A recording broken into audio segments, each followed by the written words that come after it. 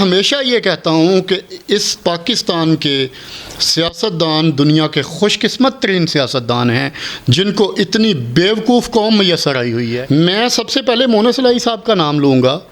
وہ ارب پتی کھرب پتی ہیں. وہ ذاتی حیثیت میں کہاں پہ ہیں؟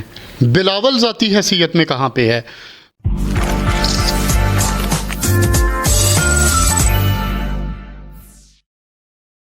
السلام علیکم ناظرین، میں ہوں علی تعالی چودھری اور آپ دیکھ رہے ہیں ATC 92.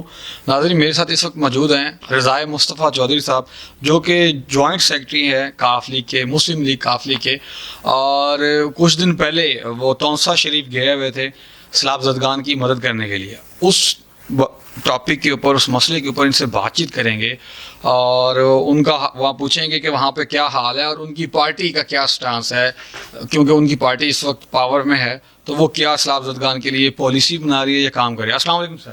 وعلیکم السلام. سر آپ کا تو بہت شکریہ، آپ نے قیمتی وقت دیا. شکریہ.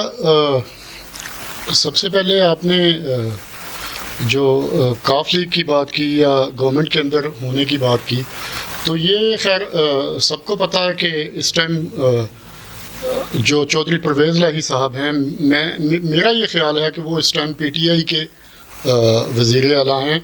وہ کاف لیگ کے تو آپ دیکھ لیں کہ آپ کو کیبنٹ میں بھی کاف لیگ کے کوئی بندہ نہیں نظر آئے گا.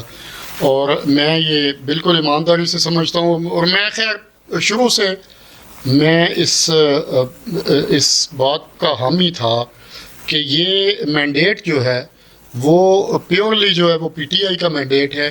اور جس طرح سے پہلے بزدار کو ایک ایسی سیٹ پہ بٹھا کے جو پنجاب کے ساتھ زیادتی ہوئی ہے، تو اس دفعہ چودھری پرویز الہی صاحب، خیر وہ تو میں یہ سمجھتا ہوں کہ ان کا اپنا ایک تجربہ ہے، اور جو ڈلیور جتنا انہوں نے کیا ہوا ہے پنجاب کے لیے، میرا نہیں خیال کسی CM نے کیا ہو.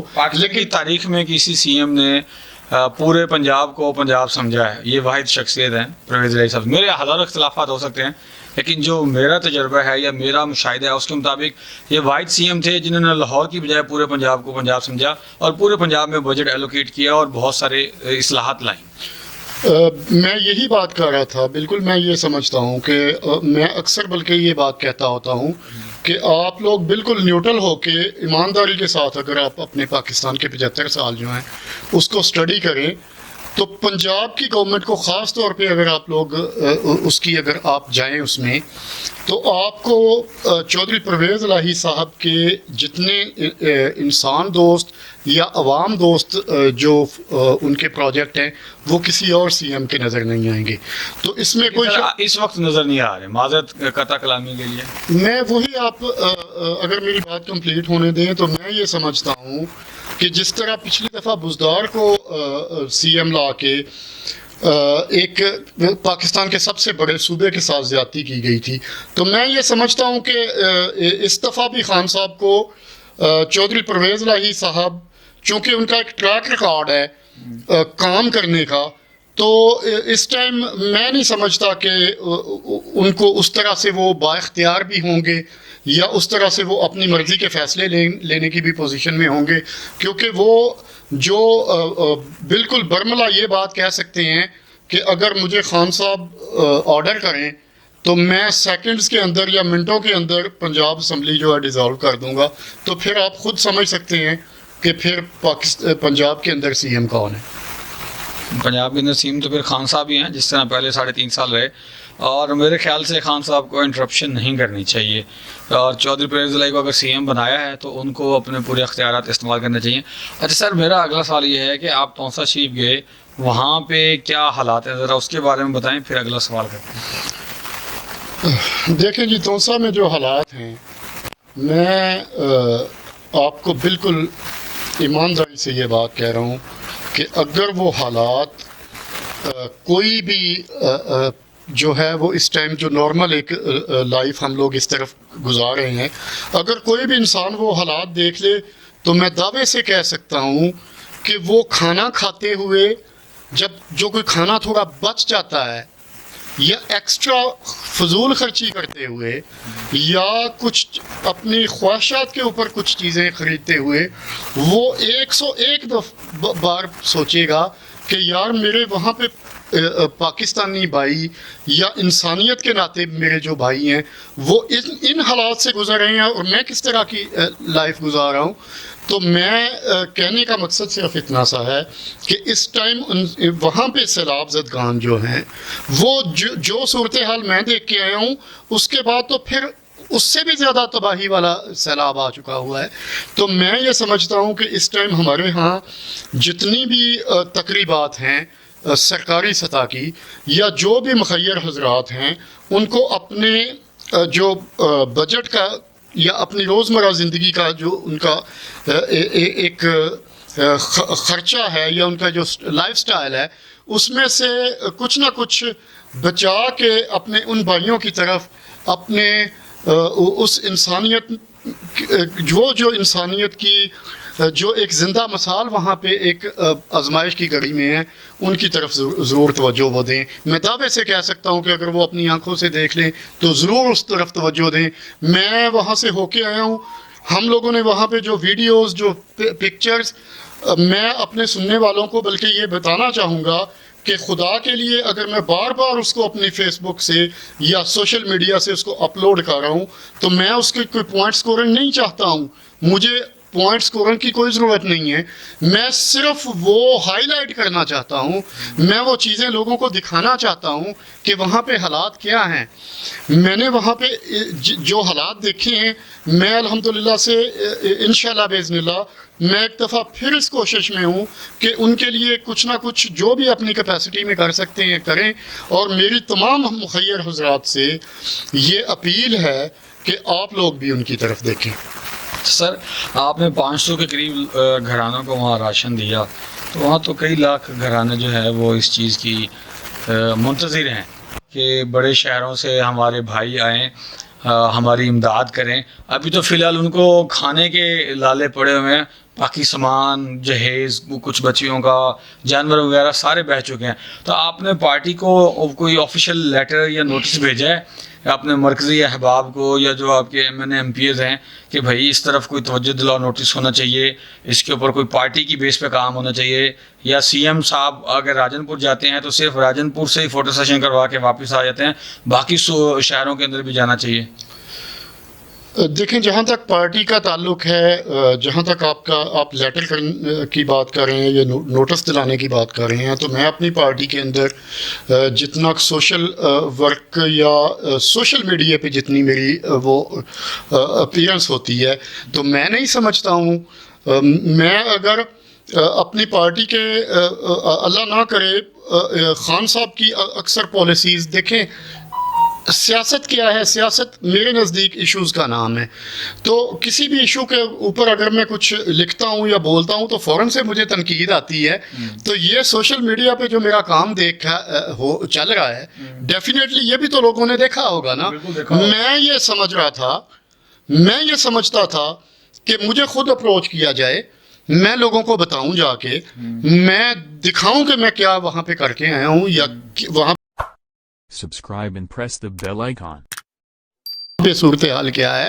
لیکن جب اتنے انتظار کے بعد جب یہ نہیں ہوا تو اب میں پرسنلی اپنی جو پارٹی کی عادت ہے میں ان کے پاس ضرور یہ مدعا لے کے جاؤں گا اور میں ان سے ریکویسٹ کروں گا یہ, بلکہ میں نے پچھلے دنوں سوشل میڈیا پہ ایک پیغام دیا ہے. میں یہاں پہ کوئی پوائنٹ سکورنگ نہیں کر رہا ہوں, سیاسی پوائنٹ سکورنگ, اور نہ ہی یہ سیاسی پوائنٹ سکورنگ کا ٹائم ہے, چونکہ میں آپ کو بتا چکا ہوں کہ میں ان کو اپنی آنکھوں سے دیکھ آیا ہوں.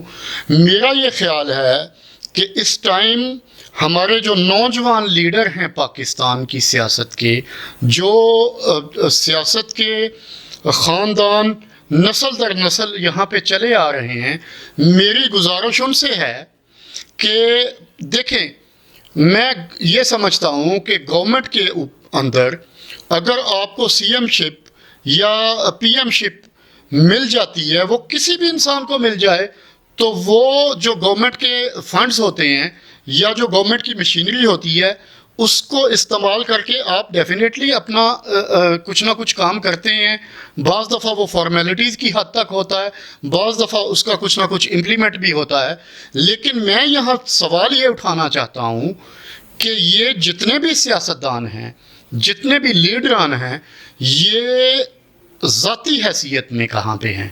میں سب سے ذاتی حیثیت میں تو کچھ جگہ پہ میک اپ اور شاپنگ کی چیزیں خریدی جا رہی ہیں, اور جو زنانہ مزاج یعنی کہ خواتین ہیں اور جو مرد مزاج ہیں وہ اپنے اور عیش و آرام اور عشرت کی زندگی اور اس طرح کے تماش بینیوں میں مصروف ہیں. ذاتی حیثیت میں تو یہ کر رہے ہیں, تو وہ ان کو کیا اس چیز سے سوجھ بوجھ پڑے کہ پاکستانی عوام مر رہی ہے, ڈوب رہی ہے, سسک رہی ہے. ان کو تو اس چیز سے کوئی لینا دینا نہیں, ان کو تو لینا دینا ہے پیسوں سے اور ان کے اوپر جو کیس ہو رہے ہیں ان کو نپٹانے سے. دیکھیں, میں اسی طرف آ رہا تھا. میں سب سے پہلے ہمیشہ میں کہتا ہوں کہ مثال اگر آپ نے رکھنی ہے کوئی, تو آپ اپنی ذات کی رکھیں, آپ اپنی پارٹی کی رکھیں. میں سب سے پہلے مونس الہی صاحب کا نام لوں گا. وہ ارب پتی کھرب پتی ہیں, وہ ذاتی حیثیت میں کہاں پہ ہیں؟ بلاول ذاتی حیثیت میں کہاں پہ ہے؟ بی بی مریم کدھر ہیں؟ حمزہ شہباز کدھر ہیں؟ حمزہ شہباز یہاں پہ پورا زور لگا رہے تھے وزیر اعلیٰ بننے کے لیے, تو جب ان کی وہ کہانی ختم ہو گئی تو انہوں نے فلائٹ پکڑی اور لنڈن چلے گئے. کیا صرف کرسی کے لیے ان کو پاکستان چاہیے؟ وہ ذاتی حیثیت میں کہاں پہ ہیں؟ ذاتی حیثیت میں مولانا فضل الرحمان کہاں پہ ہیں؟ میں سب لیڈران کا نام لے کے کہتا ہوں کہ ذاتی حیثیت میں چونکہ آپ لوگ دعوے دار ہیں کہ ہم سیاست کرتے ہیں اس عوام کی خدمت کے لیے, ہم سیاست کرتے ہیں اس عوام کی بہتری کے لیے, تو جب آپ اس عوام کی بہتری اور خدمت کا نعرہ لگاتے ہیں تو آپ پھر انڈیویجول کیپیسٹی میں کہاں پہ ہیں؟ میں سب سے زیادہ میں یہاں پہ سوال اٹھاؤں گا عمران خان صاحب کے اوپر. باقی سب کو تو وہ کہتے ہیں کہ جی یہ تو روایتی سیاستدان ہیں, یہ تو چور ہیں, لٹیرے ہیں, یہ تو کوئی خدمت کے وہ نہیں ہیں, انہوں نے تو آپ کو لوٹا ہے, خدمت نہیں کی ہے. خان صاحب سے میرا سوال یہ ہے کہ امر بالمعروف والنہی عن المنکر, اب وہ ٹائم ہے خان صاحب, یہ ہے وہ ٹائم جب آپ نے جا کے وہاں پہ جو پھنسے ہوئے ہیں, جب آپ نے ان کا ساتھ دینا ہے. اور میں یہ سمجھتا ہوں کہ خان صاحب, اس میں کوئی ڈاؤٹ نہیں ہے کہ جتنا پریشر وہ حکومتوں پہ ڈالتے ہیں وہ ان کو اپوزیشن کرنی آتی ہے ان کو. میں نے عمران خان صاحب کی لسٹ دیکھی ہے ایک جلسوں کی کہ جلسے مختلف شہروں جی فلاں تاریخ کو یہ اس شہر میں جا رہے ہیں, فلاں کو اس شہر میں. تو میں سوچ رہا تھا کہ خان صاحب, کاش آپ نے ایک جلسہ توسا شریف میں رکھا ہوتا, کاش آپ نے ایک جلسہ راجن پور میں, رجحان میں, آپ نے مظفر گڑھ میں, آپ نے ایک جلسہ بلوچستان کے اندر, ایک جلسہ آپ نے سندھ کے اندر جہاں پہ سیلاب آیا ہوا ہے آپ نے وہاں پہ بھی رکھا ہوتا, اور ان سیلاب کے پانیوں میں کھڑے ہو کے آپ جلسہ کرتے. میں پھر دیکھتا, پھر میں یہ مانتا کہ واقعی آپ ان سب سے بہتر ہیں. آپ کے منہ سے تو ہم نے سیلاب زدگان کے لیے نام تک نہیں سنا. اچھا سر, یہ ہمارا تنقید بھی ہوگی, سوالات بھی ہو گئے ساری سیاسی مذہبی باتوں کے اوپر. یہ سیلاب جو آ رہا ہے اس کا سلوشن کیا ہے, اس کا پرماننٹ سلوشن کیا ہے؟ سر ترکی 365 دن میں 310 دن تو وہاں بارشیں ہوتی ہیں, وہاں سیلاب نہیں آتا. یورپ کے بہت سارے ممالک ایسے ہیں جہاں ہر وقت برف باری رہتی ہے لیکن وہاں روڈ زندگی مفلوج نہیں ہوتی. پاکستان دنیا کا واحد ملک کیوں ہے؟ ہلکی سی بارش آ جائے زندگی مفلوج ہوتی ہے, لوگوں کی جانوں دائیں پر لوگوں کی جانیں داؤ پر لگ جاتی ہیں, زمینیں, جائیداد, جانور جو روزگار کا ذریعہ ہوتا ہے, سلسلہ ہوتا ہے, وہ ڈوب کے تباہ برباد ہو جاتا ہے. دیکھیں, جس ملک کے اندر سیاست یا گورننس وہ لوگوں کو نیچا گرانے کے لیے کی جائے, جب آپ لوگوں نے کسی نے بھی اکراس دا بورڈ میں یہ بات کر رہا ہوں, کسی نے بھی گورنمنٹ میں آنا ہے, اس نے مخالفین کو قید میں کرنا ہے, مخالفین کے اوپر کیسز بنانے ہیں, انہوں نے کوشش کرنی ہے کہ اس کا منہ کس طرح سے بند کرنا ہے, انہوں نے کوشش کرنی ہے کہ اس کو اندر کیسے بند کرنا ہے. تو تب آپ کی ترجیحات کچھ اور ہوتی ہیں اور جو زمینی حقائق ہیں وہ کچھ اور ہوتے ہیں. ہمارے ہاں ہمیشہ یہ ایک المیہ ہے کہ ہم لوگ سانپ نکل جاتا ہے تو لکیر کو پیٹتے ہیں، جب کوئی ڈیزاسٹر ہو جاتا ہے، جب کوئی سانحہ ہو جاتا ہے تو پھر ہم بیٹھ کے سوچتے ہیں کہ ہو یہ ایسے نہیں ایسے کرنا تھا.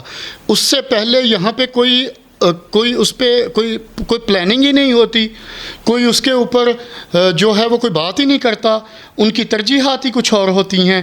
اصل میں میں ہمیشہ ایک بات کہتا ہوں، میں انتہائی معذرت کے ساتھ، میں بھی اس قوم کا حصہ ہوں، میں کسی کی دل آزاری نہیں چاہتا ہوں، کہ میں ہمیشہ یہ کہتا ہوں کہ اس پاکستان کے سیاستدان دنیا کے خوش قسمت ترین سیاستدان ہیں، جن کو اتنی بیوقوف قوم میسر آئی ہوئی ہے کہ ایک دن ان کا بیان کچھ اور ہوتا ہے، اگلے دن وہ اپنے ہی بیان کی نفی کر رہے ہوتے ہیں. ہم پہلے دن بھی اس کے زندہ باد کے نعرے لگا رہے ہوتے ہیں، ہم دوسرے دن بھی اس کے زندہ باد کے نعرے لگا رہے ہوتے ہیں.